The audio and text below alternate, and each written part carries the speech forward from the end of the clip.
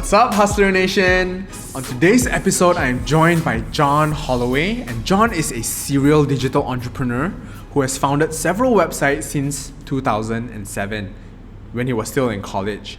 But at the end of the day, he dropped out, but he's exited two of his businesses. The first one, a network of affiliate websites in the online poker space, and he sold that for just under $1 million when he was still 23 years old. Not too bad, right?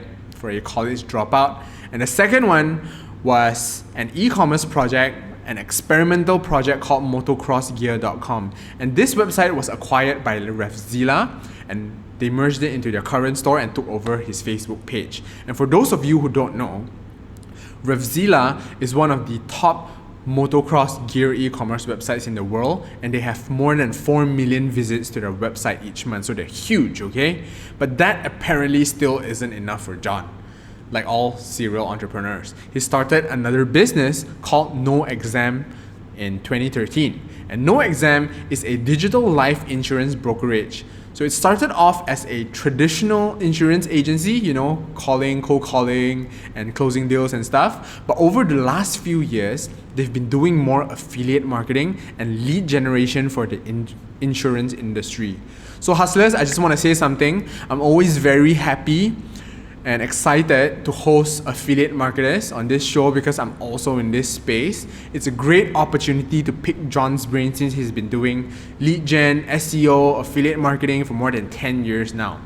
So if you want to find out more about how to build an affiliate marketing business, stay until the end of this episode, or if you just want to connect with me, hit me up via email at jeremy@hustler.com, okay? Stay tuned. Hey John, welcome to the show. Why don't we start off with a little bit of self-introduction for our audience? Okay, yeah, my name is John Holloway. I'm an entrepreneur, and my current project right now that I've been working on since 2013 is a business called noexam.com. It's a digital life insurance brokerage that helps people buy life insurance with minimal hassle on the internet. Cool. So in the email that you sent me, you mentioned your entrepreneurship journey started off in college, right? You built websites, you did affiliate marketing. Can you tell me a little bit more about that and the first two businesses that you've sold? Yeah, definitely. So, I got started in around 2007. Back in 2003 or so was when Chris Moneymaker won the World Series of Poker. And that kind of spawned this whole just giant poker craze all across the US. I'm sure you remember it. But, at the time, everyone was playing poker, and I was looking at partypoker.com one day, and they had like a little link in the very bottom of the site with some information about their affiliate program because, I was looking at the website thinking like, is this a legit website? Can I play a poker tournament on here? So I stumbled across that, and they had some information on, how if you have a website, you can send them people that end up signing up and you get paid a commission. So that kind of got the gears turning in my head. At the time I was in college and struggling financially like a lot of college students do, always looking for a way to make a quick extra buck. So my friend across the hall was, kind of a web designer, I guess you could say. And so he built me like a small website, just like a little template. And I just started kind of playing with it from there. And, over the years, I guess it was probably like a 2-year period while I was still in college. I was just kind of goofing around as like a hobby, building things, trying to see how I could get them to make money. At the time I was, delivering chicken wings to other college students, washing dishes, just working these awful, jobs. And, eventually kind of led to me going into debt in college and becoming really depressed and basically just walking away from the whole college experience and saying, I'm not going down that road. It's not really for me. I ended up moving back home, getting a job as a valet, parking cars. And that kind of was where I decided to get serious on the internet stuff was, you're standing in a parking lot every evening you're watching people pull up after work. They're getting out of their nice cars. They're going in, having drinks, having a wonderful evening, and you're sitting there at work, and it just kind of gets you fired up to want to do something different. And especially at that point in my life, being, basically a college dropout with not not much prospects. So that was kind of when I got serious with it. And, it was really at that time like a side hustle. Like I had my main job, which was parking cars, basically full time. Mm-hmm. I would show up to work. It was 3 or 4 days a week, but it was, 5 o'clock in the afternoon till like 3 or 4 o'clock in the morning, usually at nightclubs, stuff like that. So then on my days off, I would just be on the computer all day, just trying to learn everything I could, see how I could get things going. So that went on for probably a year until I kind of got this, SEO, search engine optimization stuff figured out and started making some money. And from there, it was, things kind of picked up quickly. Once I got up to, a couple $1,000s a month, it was like, okay, this is definitely heading in the right direction. And, long story short, I was able to get one website of mine that was making, like around $50,000 per month, and it did that for about a year. And I got excited and I sold it. I had a pretty good cash out from that. And then from there, that's kind of like where my entrepreneurial career took off from. So, Are you comfortable sharing how much you sold the website for? It was about 2 years revenue. It was the money the website was making was all profit because it was so $1.2 million. No, it wasn't quite that much. It was under $1 million, but it was close. Not bad for a college dropout, right? Yeah, I think I was like 23 or 24 at that time. So as you can imagine, like my ego was pretty big. I thought I was like God's gift to internet marketing and all this stuff. Really, it was just one kind of lucky website, a good 12 to 18 month run with it, and then just happening to sell it to, somebody who was, bigger than me in the space. So what do you do with that money? Just curious. Sorry for jumping the gun. Some of it was saved. I ended up, buying a house with some of it. And then a lot of it was just put back into other business projects and kind of, I guess paid for my education and entrepreneurship. So you went back to school after that? No, it was the education from basically doing more projects and staying in business. So I went on to do an e-commerce project after that, because I felt, I don't know, I'd done the affiliate thing. I kind of wanted to build something that was more real, I guess, kind of thinking the grass is greener on the other side, but it ended up being just basically a nightmare. Kind of going from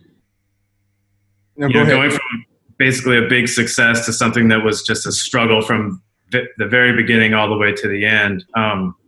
It was a motocross, like a motorcycle gear and apparel website. I had a Facebook page that I had started right when Facebook first opened their ad platform. So I was on there just kind of playing around with it. You could drive traffic to your Facebook page and pay when the person would actually like the page. Mm-hmm. So I was kind of playing with that, just in my marketing mindset, like how cheap can I get likes for? So I was targeting like 12-year-old kids in the UK that were interested in motorsports, and I was getting likes for like less than a cent. And I just kind of was experimenting with the ad platform and ended up getting a few thousand likes to the page, and then I kind of turned it off and was like, oh, that was fun, like that was a learning experience. And the page kind of just kept snowballing from there. They had at the time on Facebook pages like a discussion board, and people would get on there and discuss, stuff about motorcycle racing and dirt bike racing and all that. And every time they would post something, it would go into their feed and it would bring more people in. And, to make a long story short, the page ended up getting like over 1 million fans on there. And I was looking for something to do after selling my business. And I was like, okay, I've kind of got this good Facebook following. Maybe I'll do something in this space. So that was like the catalyst to get started. And, I had to struggle through setting up an e-commerce website, getting all the distributor relationships set up, managing inventory, shipping, returns, fighting credit card fraud, all while trying to get the site to rank so I could get some traffic, experimenting with paid traffic and all of that. And after about, probably 18 months, almost right at the 2-year mark, I was done with that. I sent a message on LinkedIn to the CEO of a larger retailer just saying like, hey, you want to buy my website? Oh, by the way, it also comes with a Facebook page that has 3 million fans for a very generic topic related to your business.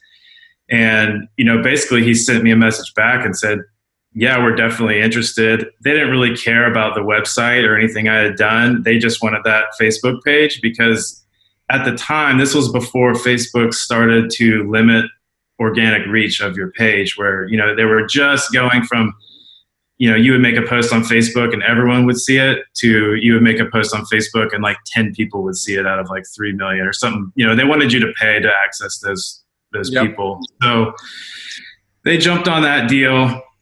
Before I knew it, I had an accountant and like a junior accountant from their company, like in my kitchen at my house. There were, I had moved all my stuff out of the office because I knew I was selling. All the inventory was in the basement. They're scanning stuff. We ended up, closing the deal. They sent me all this stuff. They took the inventory, sold the website. I mean, it wasn't like a big success like my previous thing, but it just felt so good to kind of get out of that and be ready for something else. And that kind of brings us up to, where I am now. I think that website was sold 2013 or August or so. It was sold, like the deal closed at the end of July, and I got involved with noexam.com like in September.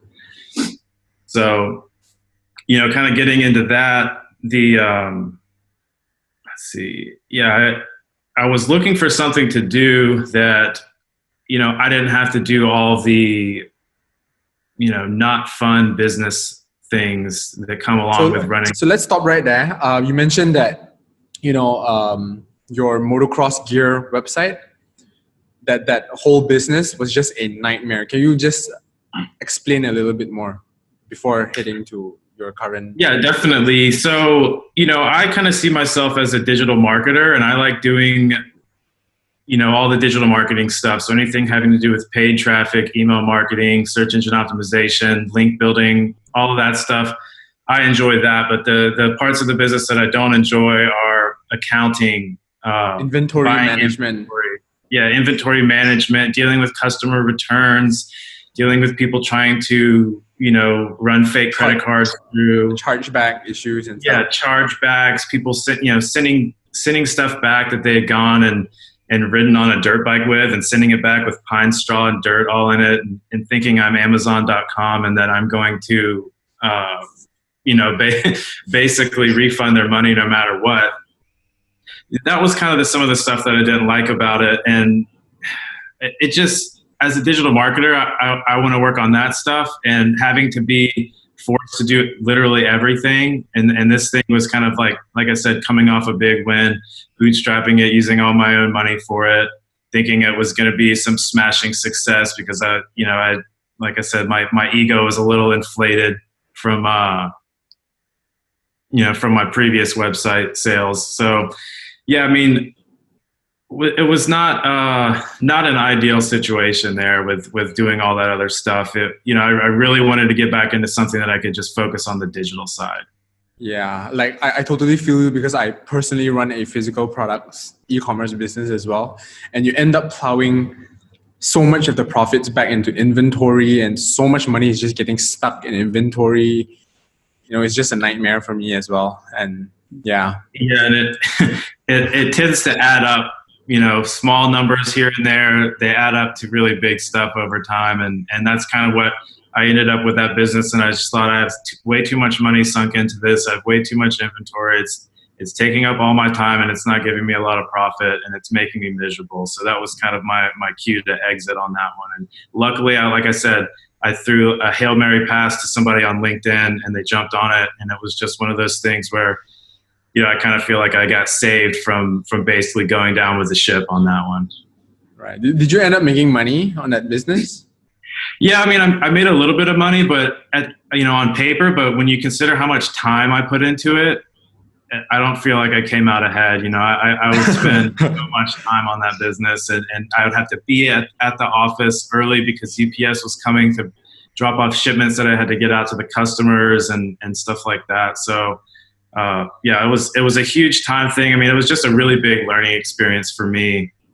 Right. In regards to e-commerce in general, just everything that goes into it. I just can't imagine, these businesses that do hundreds of millions of dollars in revenue, like how elaborate the operations are and how many problems they have to solve going from nothing to that scale. It's just every day there's a whole new group of problems that you have to solve. Interesting. I think there's a lot of value bombs right there. So it's strange that someone like you, who's so immersed in affiliate marketing and e-commerce, it's so strange that you started a traditional insurance agency, which is your current company. It started off that way, right? According to the email you sent me. Yeah. So my business partner is the guy with the insurance background. He was already involved selling, property and casualty insurance, life insurance. That's kind of like what he went to college to do. So he had some interesting things going on in regards to some products that had come out that we were able to kind of white label and use to basically capture customers online. Mm-hmm. And he was showing me and telling me about all the stuff that he was doing. And I was kind of looking for something to get into. And I'm like, it looks like there's some good upside in this. And it could be something where I don't have to, I'd have a partner in this. I wouldn't have to do every single little thing. It wouldn't all fall on me. I could really focus on the digital side of things and jump into that. So, that's kind of how I got involved in the insurance stuff.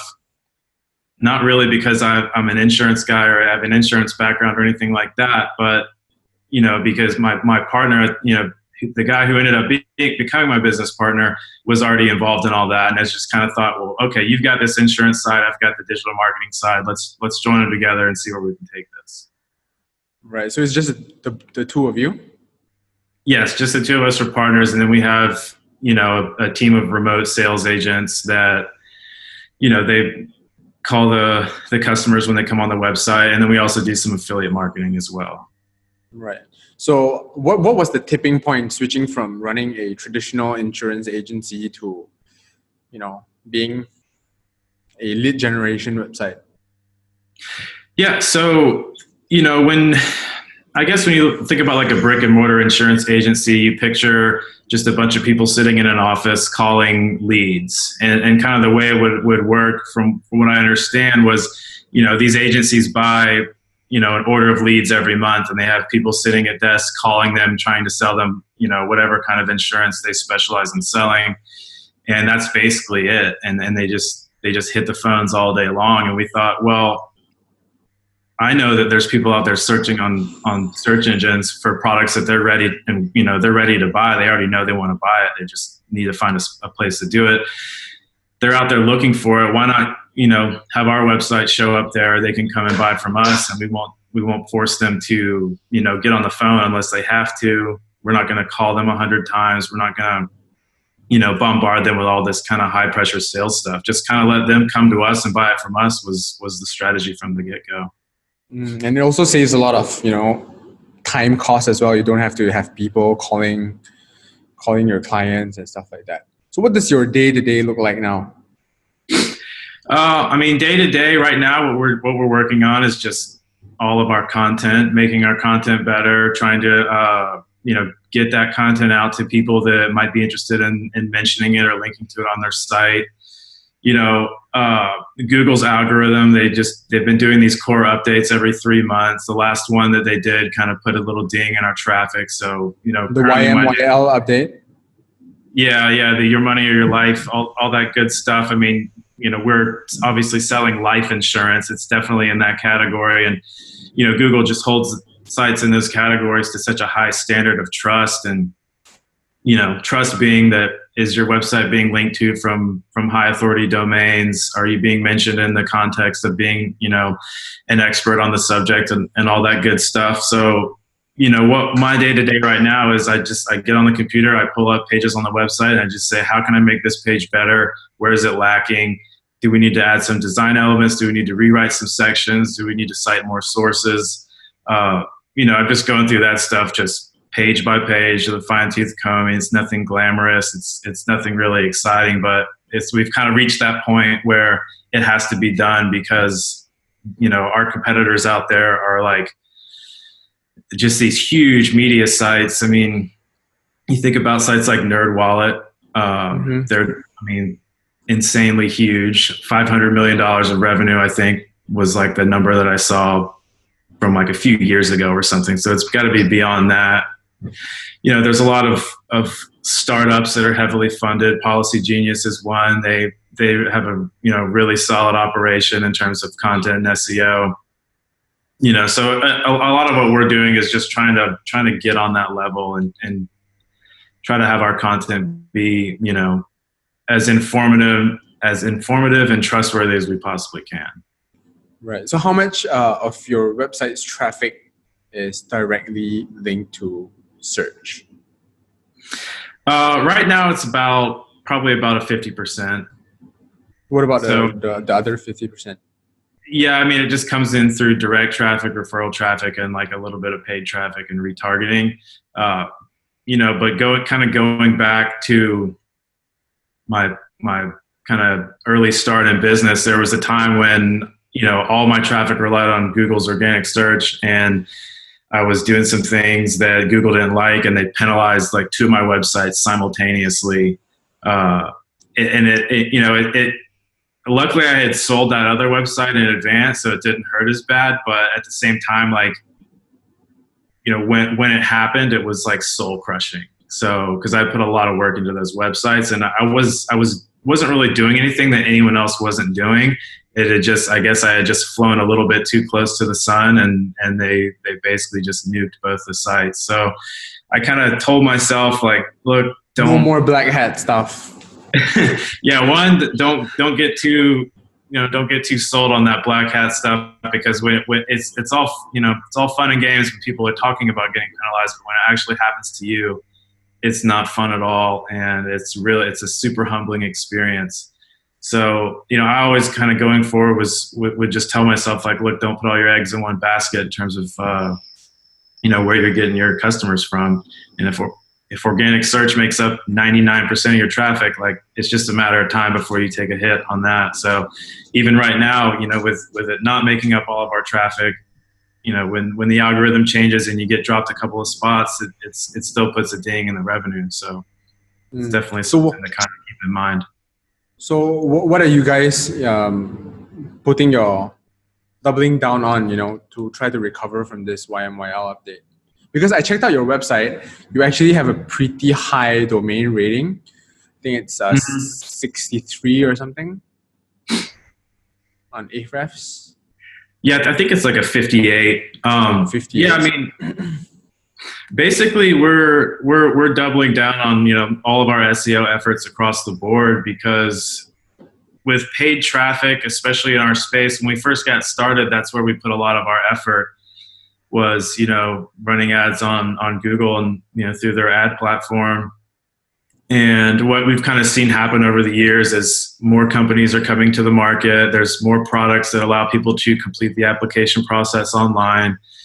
As these startups come out with their new product, they have a ton of VC funding, and they're spending all of it on Google and Facebook, and basically just pushing ads out there to try to see how many customers they can get, and then learn from that data and scale from there. But in the meantime, they're driving up the cost per click for everyone across the board. And you've got insurance companies coming to the market with digital products that allow customers to apply online, so they're also bidding.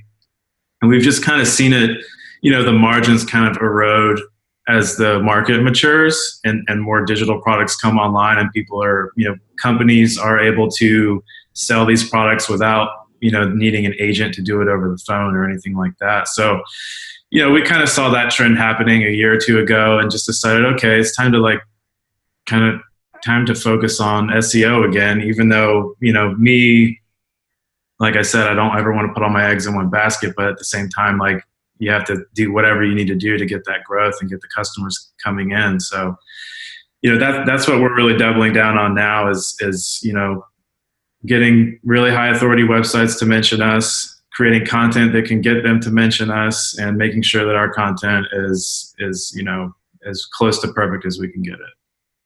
So what kind of tools do you use to manage all of this, like outreach, content research, keyword research?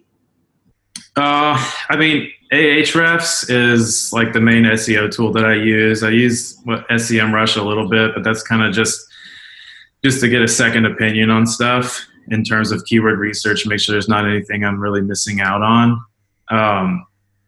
In terms of like just managing my day to day, I use Trello a lot. I'm a huge fan of that. I mean, it's simple and it's really visual, which kind of works well for me. And then in terms of like doing outreach, I think it's Mailshake is a tool that we use a lot. In the past, for getting links back to your assets. Yeah, just to reach out to people and just send them an email. It's just kind of a tool that, like, if you put together a list of journalists that you want to pitch to, and it kind of helps you kind of go through one by one and send a good, customized personal email to each of them, which we find kind of works the best, rather than getting a big list of emails and spamming them out. Nobody likes that. So yeah, and then in the past we've used tools like BuzzStream was another kind of like email management to help you conduct outreach campaigns. Mm-hmm. And what's another one that we used was called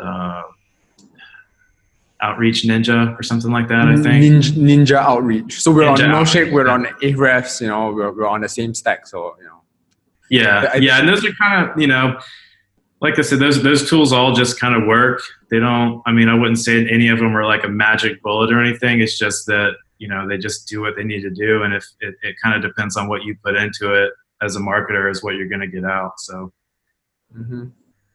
okay. So, one question for you. I think it's a little bit of it's a question I ask every single one of my guests throughout your career. Knowing what you know now, if you could start all over again from your college days, what would you have done differently?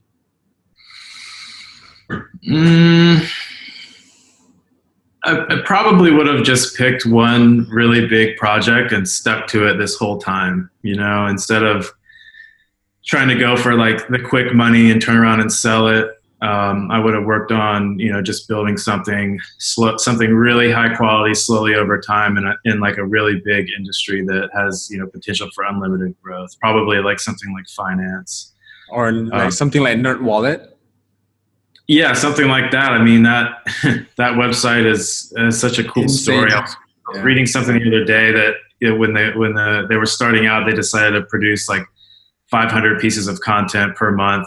And I'm like, to be able to do that and do it, one, like that takes a lot of resources, it takes a lot of money, and then to do it with enough quality to not ever end up getting caught up in any kind of, algorithm from Google is just like amazing to me. So it just seems like that space is so big, like the sky's the limit. That would have been something cool to do from, 10 years ago, that what you could build, what you could do in 10 years time could be something way bigger than, the sum of 3 or 4 different kind of projects that you got into and then got out of.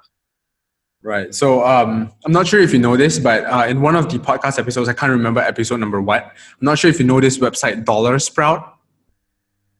No, I don't think so. It sounds familiar, but I can't recall what exactly. You might want to check this out. Check them out after this episode, because they are a personal finance blog success story. It's just 2 guys, housemates, writing about personal finance, and they're directly competing with NerdWallet. And they've only got 5 people on the team, I think. And, lately they've just went through exponential growth. So you might want to check out that story. I really, really like their story. Really definitely will. Okay. Last question for you, John. If you had to give one advice to someone starting out an affiliate marketing business today, what would you tell them?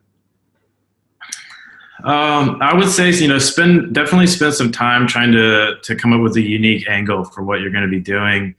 Don't just, like we just talked about NerdWallet, don't just go out there and try to do what they're doing, because they've been doing it for a long time. And there's 100 other websites that have also been doing it for a long time. And you're going to be, fighting an uphill battle. So definitely try to come out with something unique, some kind of unique angle that you can provide. You can provide value there that no one really has seen yet. And I think this success will come a lot faster. Mm-hmm. Now, on a separate note, I read about a case study on how NerdWallet baited links from, say, Bank of America and stuff like that. They started giving out awards for the best credit cards, the best bank accounts and stuff like that. And then they'll send that to, Bank of America's content manager or something, where they'll link back to NerdWallet. And that's how they grew into such a high authority site as well. So I think that's really, really innovative link building. And I guess it takes a lot of resources and a lot of time to experiment with these kind of things as well. But perfect, John. I think that's some really great advice. So for those of you listening, you better write that down or replay this episode. So before we end this episode, John, is there anything else that you'd like to add on to Hustler Nation? Yeah, I mean, I would just say in terms of if you're starting out and you're basically consider doing a side hustle, like I've got a few tips for you in that regard. I mean,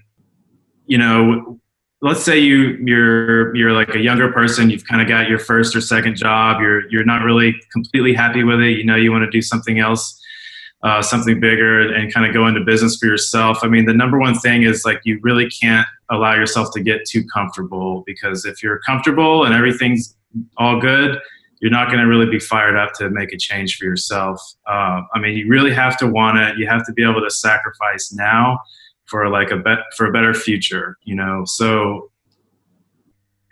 not going out with friends, not going on trips, coming home after a long day's work and getting on the computer and doing what you need to do to kind of get things going, get things heading in the right direction is going to be key. I mean, you almost need to get like mad at your current situation to fire yourself up to get something going.